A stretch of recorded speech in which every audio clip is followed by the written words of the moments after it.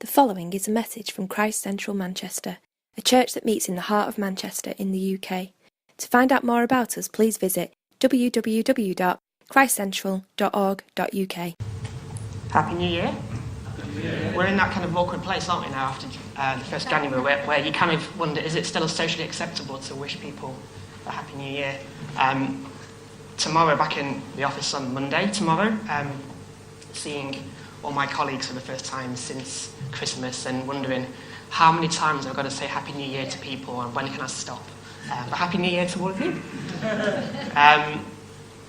It's good to be here. I've not been on this stage for quite a while, actually, and last few times I've sort of spoken in a sort of public setting, I've been in sort of smaller, more well-lit venues, and the problem with a well-lit venue is you can see people's faces when you speak, and I've come to realise that people's listening faces are a mixture of anger and confusion. Maybe it's just me who has that when I'm speaking. Even my own wife, who's down with the kids at the minute, so I can't embarrass her in front of her face. She gives me a look that makes me think, oh man, I'm in trouble when I get sleeping on the sofa tonight. Something that I've done that's probably terrible. Here, it's a bit more difficult to see faces quite distinctly, but I can see all your backlit screens. And I just assume you're taking notes and not Snapchatting. Snapchat is the thing that made me realise I'm getting old, actually. It's the first social media craze that came along that I didn't think, yeah, I like that. I'll get involved. I thought, I don't really see the point in it, which is exactly what people said to me 10 years ago when I first joined MySpace. What's the point in that? So I'm definitely ageing. Anyway, less of the jokes, more of the reason we're here, which is to look at Luke 7, if you have your Bibles. If not, it'll come on the screen for us. I'm going to read from verse 36. It's one of my favourite stories in the Bible, this. Now, one of the Pharisees invited Jesus to have dinner with him. So he went to the Pharisee's house and reclined at the table. When a woman who had lived a sinful life in that town learned that Jesus was eating in the Pharisee's house, she brought an alabaster jar of perfume, and as she stood behind him at his feet weeping, she began to wet his feet with her tears. Then she wiped them with her hair, kissed them, and poured perfume on them. When the Pharisee who had invited him saw this, he said to himself, if this man were a prophet, he would know who is touching him and what kind of woman she is, that she is a sinner. Jesus answered him, Simon, I have something to tell you. Tell me, teacher, he said. 2 men owed money to a certain moneylender. This is Jesus talking now. One owed him 500 denarii and the other 50. Neither of them had the money to pay him back, so he cancelled the debts of them both. Now which of them will love him more? Simon replied, I suppose the one who had the bigger debt cancelled. You have judged correctly, Jesus said. Then he turned towards the woman and said to Simon, do you see this woman? I came to your house. You did not give me any water for my feet, but she wet my feet with her tears and wiped them with her hair. You did not give me a kiss, but this woman, from the time I've entered, has not stopped kissing my feet. You did not put oil on my head, but she poured perfume on my feet. Therefore I tell you, her many sins have been forgiven, for she loved much. But he who has been forgiven little loves little. Then Jesus said to her, your sins are forgiven. The other guests began to say among themselves, who is this who even forgives sins? Jesus said to the woman, your faith has saved you. Go in peace. Is there feedback coming from the microphone?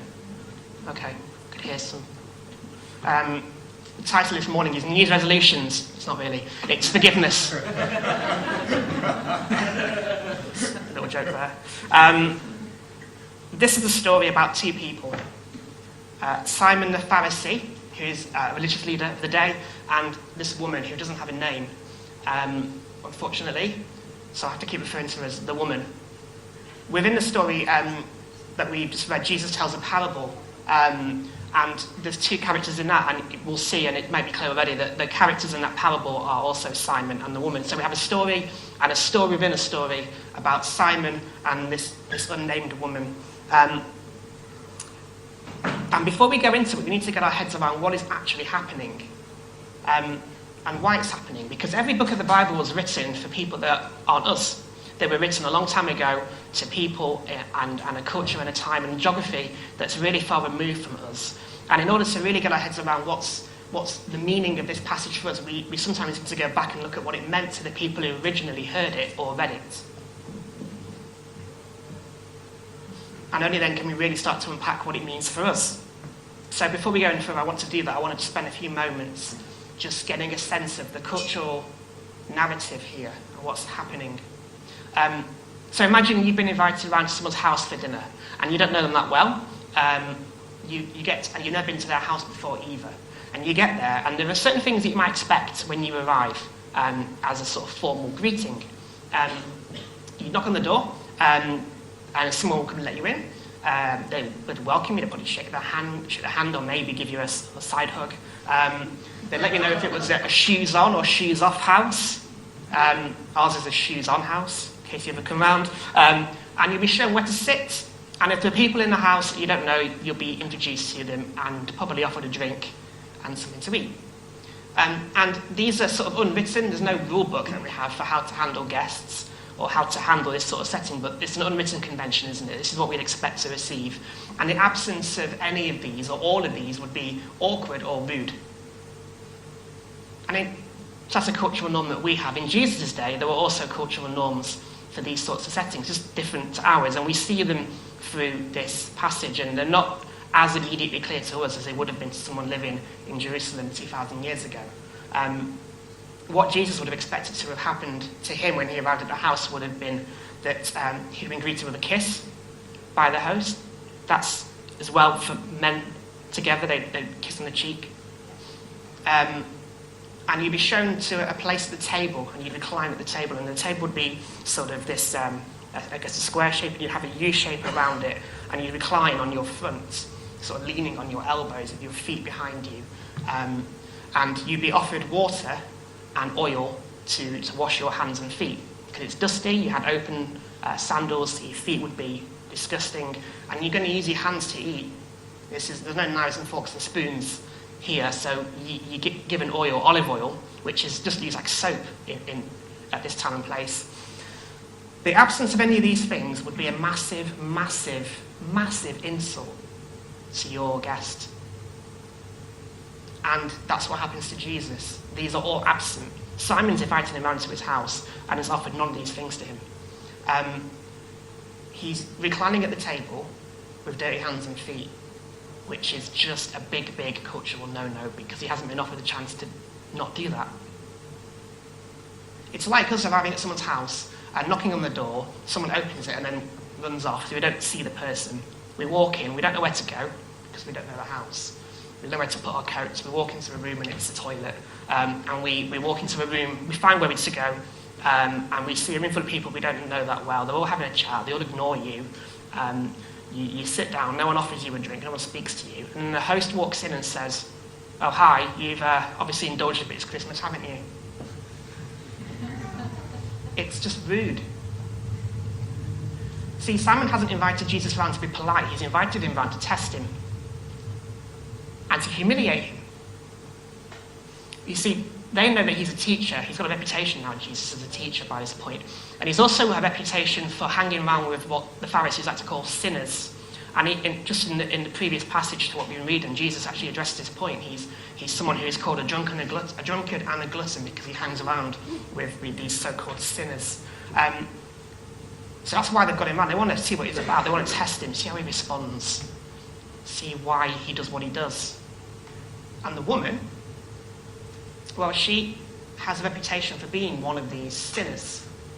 We don't know what she did. It doesn't actually say. It's sort of traditionally assumed she was a prostitute, though it doesn't actually say that. It's interesting. That's been the assumption about her. Well, whatever it was that she had done, everyone knew about it. It's not a hidden thing that she's been known for. And she's come to the house because she's followed Jesus there. She's chosen to be there. She wants to be near him. And she's bought this expensive perfume in an alabaster jar. And why? Well, the reason isn't to repent of her sins. She's not here now pouring this perfume over Jesus and crying because she's sorry for the bad things that she's done. She's already done that. Actually, she's already come to faith in Jesus. She's already heard his message in a previous encounter. It isn't recorded, and already accepted the message and accepted the forgiveness and the freedom that he offers. And she's already received that. So why is she crying? It's not sadness, but gratitude and thankfulness. And also a response of some sorts to what has happened to Jesus, his humiliation that she's witnessed to this man that she loves. She has come to anoint him with oil. She's probably come to anoint his head with oil as a way of honouring him and worshipping him for what he's done for her. But then she sees how Simon treats her and she decides to act, and she has to improvise because by now Jesus is reclining. She can't get to his head, otherwise she'd have to literally climb over him. So she improvises. She hasn't got water or a towel, but she's got hair and tears and perfume. And it just sort of casually says she used her hair to dry his feet. That's like the most shocking thing in the passage to somebody who had read this 2,000 years ago, because you did not let your hair down if you were a woman in front of anybody but your husband. The Talmud is a rabbinic rule book, and it said if a man let his hair down in front of other men, then you could divorce her for free. And if you were a Jewish man, you probably wouldn't see your wife's hair until your wedding night. This is like it's an absolutely extreme thing that she does. It's so costly, so risky that she does this, that she lets her hair down in this extravagant response to Jesus. She's given everything that she has to worship him. It's costly because of the cost that it might have to her, potentially her life, actually, to do this. Also costly in terms of the monetary cost, because she's got this expensive perfume. She's probably not a rich woman. If she was a prostitute, she wouldn't be a rich woman. So that's the background. That's where we are in the story. That's the scene set. We have two people, Simon the Pharisee and this woman, and two responses to Jesus, two reactions to him. We have Simon's ambivalence and his dismissiveness of Jesus, and we have this extravagant love and honour and worship from the woman. And I want to look at why that is the case this morning. And the reason why they have such a different response to Jesus is because of their understanding of forgiveness, and specifically how they understand their own need for forgiveness and how they understand the nature of forgiveness. And that's the two things we're going to look at this morning: the need for forgiveness and the nature of forgiveness. Excuse me. So we have this parable that Jesus tells, and he now is going to explain to Simon and the woman about the need for forgiveness. And just to recap, there are two people that owe a moneylender some money. One owes 50 denarii, one owes 500. To put that into context, the average labourer would have earned about a single denarius a day. So quite significant debts. 50, you could probably pay it back. 500, you're talking the equivalent of having tens of thousands of pounds of debt today. It's not something you can pay back, particularly if you're someone like the woman who has no money. And it's clear, isn't it, that the woman owes 500 in this story, in this parable, and Simon owes 50. And it's also clear that the moneylender is God, okay? And if it isn't, it is now.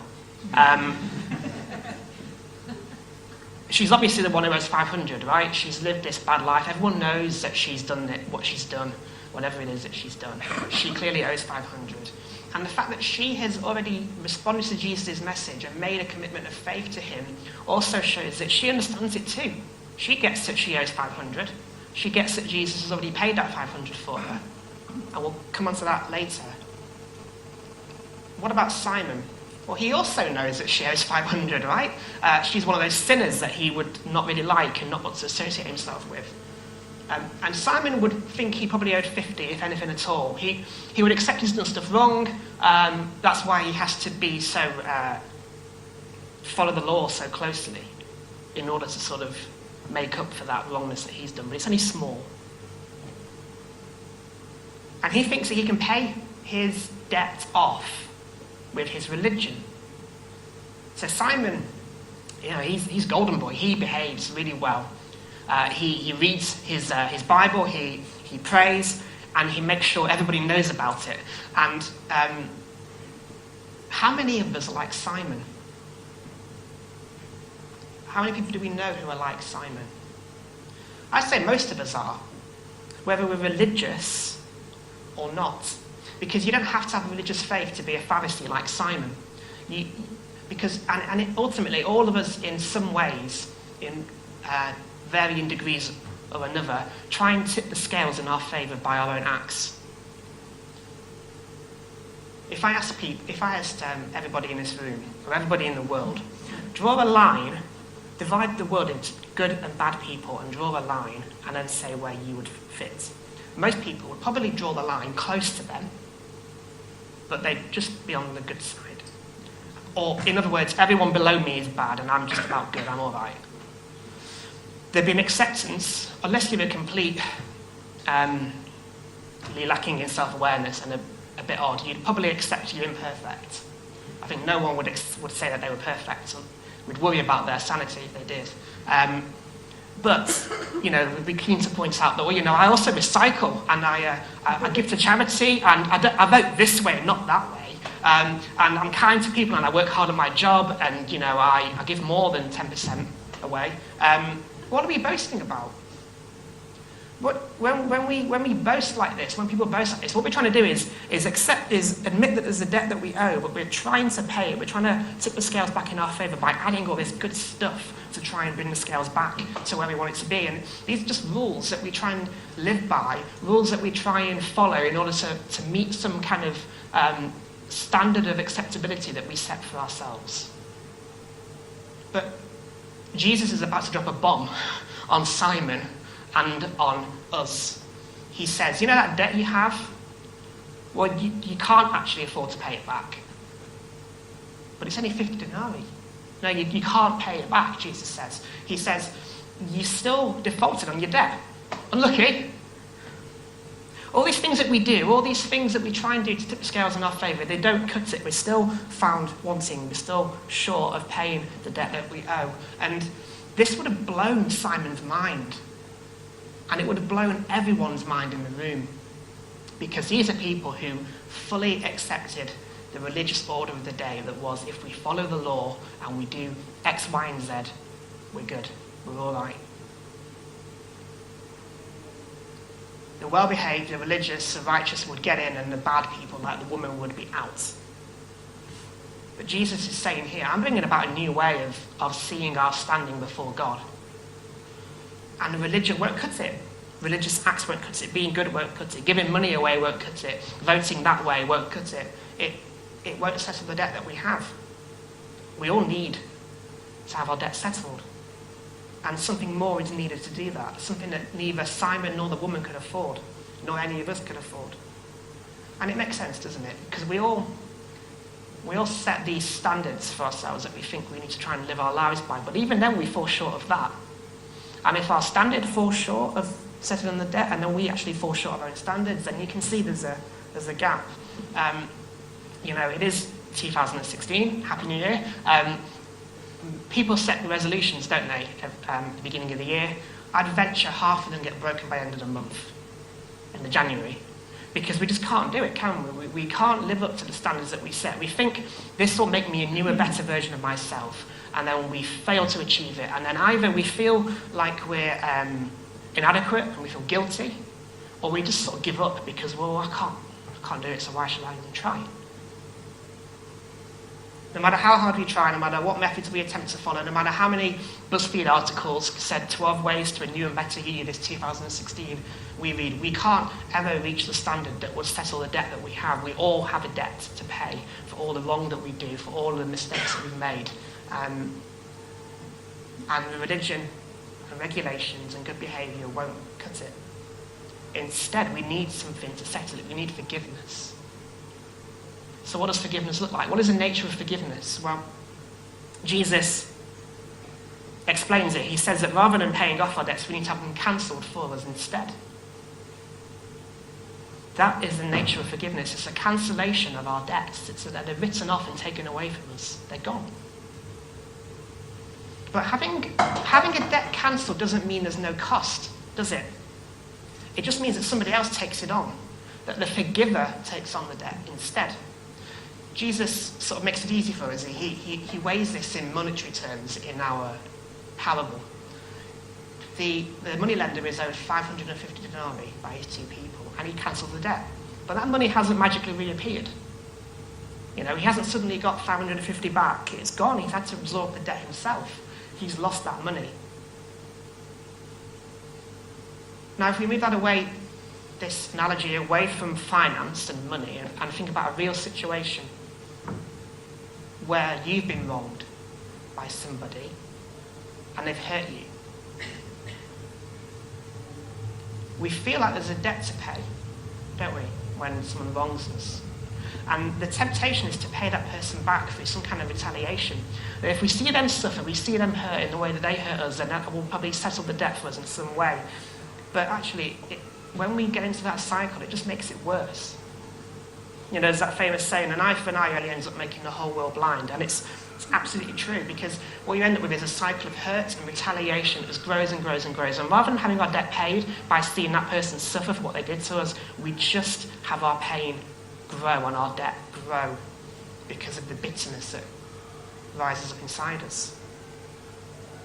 I came across this amazing quote from Nelson Mandela, who was released from prison in 1990, and he said about that moment, he said, "As I walked out the door towards the gate that would lead to my freedom, I knew that if I didn't leave my bitterness and hatred behind, I'd still be in prison." What he's saying is that to live in a cycle of wanting retaliation and revenge is just imprisoning. It just captures us, and we can never be free. We never get back what we think is owed to us through revenge. Instead, forgiveness says, well, I won't make this person pay for what they did. And that rather than taking the payment back through some kind of revenge, we choose to absorb it ourselves. And that's really painful. Think about how utterly agonizing that is to do when it's something really big. It's really agonizing because not only have you got the initial loss that caused you the hurt in the first place, now you're also absorbing the extra loss of taking on that debt. It's a kind of death. It feels like dying. So why do we do it? We do it because whilst it's true that forgiveness does bring about death, it's actually ultimately the death of our feelings of bitterness and the death of our anger and the need for revenge. Because only when those start to subside are we really truly free from the hurt that was caused us. And it is this death that leads to a resurrection, to a new and freer way of living. So, what about our debt to God? Jesus has told us that we all have this debt to God that we can't settle. And this isn't just one thing. If you did bring to mind something where you've been wrong, this isn't just one thing that we owe to God. This is everything that we've ever done wrong. And you don't have to look far at the world to see that there is a massive failing in humanity, and that we have a part to play in that, because everything that we think and do that is wrong is what the Bible calls sin. And that brings us into a debt with God for all the things that we've done wrong. Every time we're proud, every time we're lustful or angry or inconsiderate, and we end up with this massive, unimaginable debt. We're on the 500 side, if we're honest. As I was kind of thinking, I'm going on a tangent now, but the 50 and 500, I'm not even sure that Jesus is saying that the woman's debt is bigger than Simon's. I think he's just talking about what they assume their debt was. You think you owe 50, and you think she owes 500. Actually, I think he's just making the point that about what they think rather than what actually is the case. The reality is we all have this really, really high debt. However, one's bigger than the other. It's almost irrelevant when you think about how big the chasm is. We have this incredible debt to someone who owes us nothing, who has never wronged us, who is perfect, who has given us everything, Who absorbs this debt? It's absorbed by Jesus, isn't it, on the cross? Jesus is the only one who could have absorbed the debt. He's the only one who could have paid it. And there is a death in here as well, but it's not of feelings of anger or revenge, but it's of Jesus himself. And there's also a resurrection, not to renew, but of him.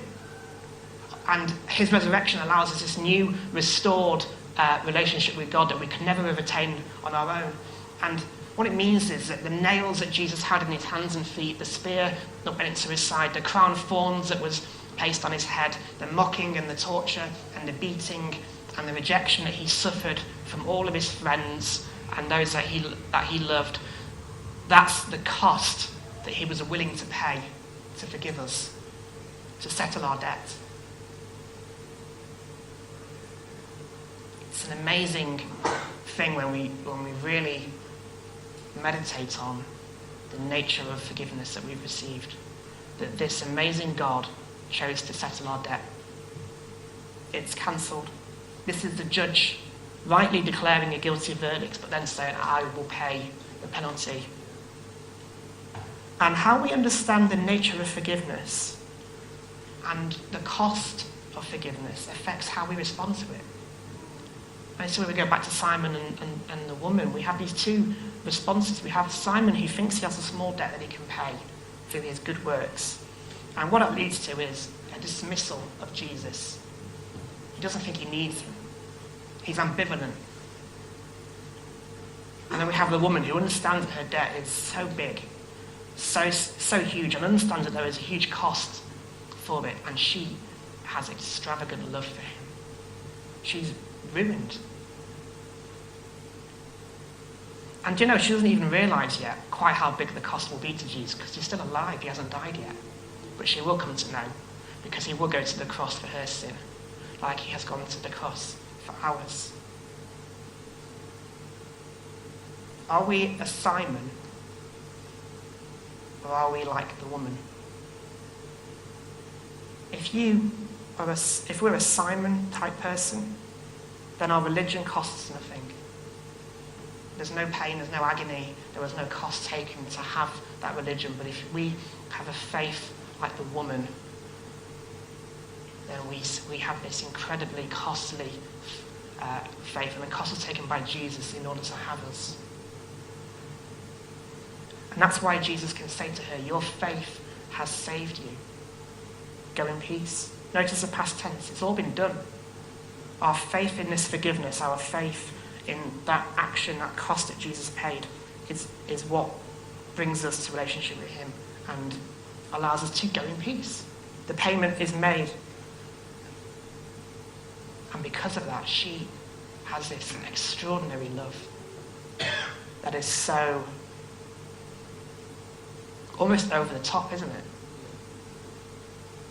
But she doesn't give a two hoots what anyone thinks about how much she loves this man. When we understand what Jesus did for us in order to have us, then we are undone.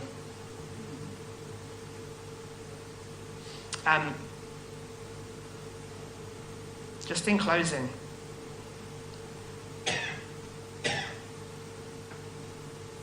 Simon's the kind of person that makes New Year's resolutions.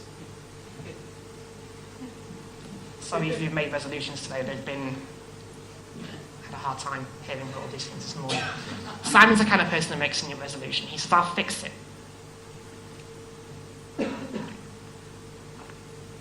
I'll be able to make it better. I'll do more. I'll work harder, I'll read more, I'll play more, I'll give more away, I'll smile more. The woman says, he has given me everything I already need. The woman looks to the cross where Jesus hung on the cross for us. She looks to the cross and she sees that costly payment that he made to settle her debt. She doesn't look to the things that she wants to throw off, but she looks to him instead. And she walks with her eyes fixed on him with devotion. And she's filled with this love. It's the love that enables her to make this extravagant worship to him. And to understand that in Jesus, all her needs are satisfied.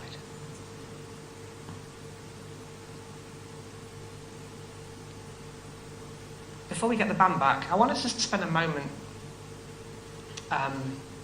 just contemplating and thinking about our own hearts. And we could sing a song and that would be fine, but actually the words to the songs are not words that we wrote. They're not speaking about our hearts right now. Actually, sometimes it's good just to think about what's in here. It's a microphone. And what we want to say. I want us just to examine how we respond to Jesus. Do we have a Simon response? Do we have an ambivalence and a complacency? Are we complacent about our sin? Or do we have a response like the woman who is ruined for him? She's crazy for him. I find it hard. I look at the woman's response and I think, I'm a northern guy. I find that really difficult to kind of understand how to be so exuberantly passionate about somebody, let alone someone I can't see. But that's what we're called to do. That's the challenge that we see in this passage, to have a love that brings us to that place where we fall on our knees and we have that hunger, as we were singing in that last song, a hunger for Jesus that only he will do, only he can satisfy me. And he is able to satisfy because he took on this incredible cost to have us. So I'm going to just pray, and I want us just to, in the quiet, just to be asking ourselves, where am I at the moment? Where's my heart at? Have I allowed myself to get ambivalent and cold and complacent? Or do I have a heart that roars with passion for Jesus? Let's close our eyes and I'm going to just pray.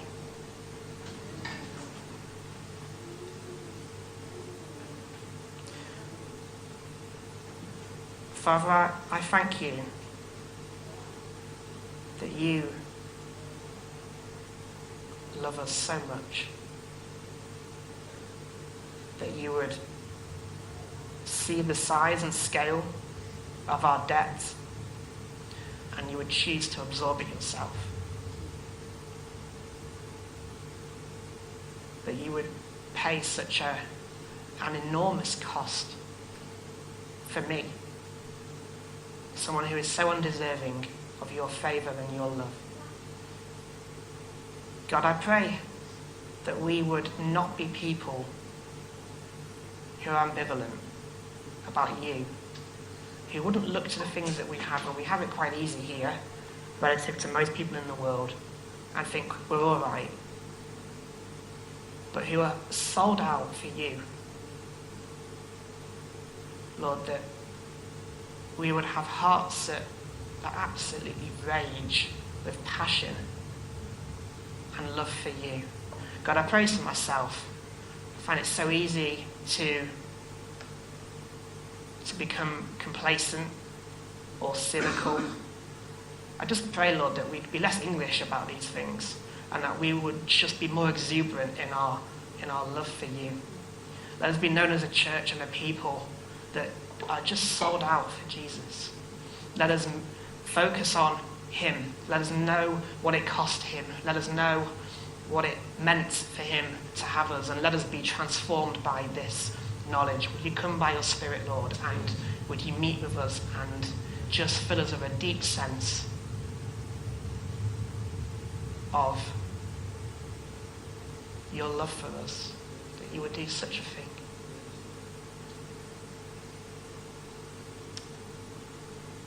Amen. That's me done. Thank you. If the band would like to come up, please. Thank you, Andy, for just explaining and clearly bringing the theme of forgiveness to us. And it's like the worship and the sermon this morning have commentated on each other. And I think all that's left for us to do now is to respond to all of it and not muster it up. I mean, it's one of the most passionate passages in the Bible, and we've got one of the most kind of, like he said in his own words, northern blokes that wouldn't I mean, British bloke's probably a better description of you, mate, than just a northern bloke. But sometimes we can be carried away with our own culture and miss out on so much. And so for those of us who are British or English, this is the challenge. For those of you that are from other cultures, there will be other cultural challenges in your response to Jesus. But she responded in a very non-British way, and this lady, and it's uncomfortable. And so I'd like to ask you to stand, and as we finish this morning, as we worship, as we stand together and worship, say, God, the cultural fence that keeps me back from really entering in, would you break that down? I want to worship you right now freely. And let's respond with all our hearts and say, thank you, Jesus. You paid the 500 denarii. You paid the tens of thousands that I owed times a million. The things that I've done wrong. So clearly described this morning.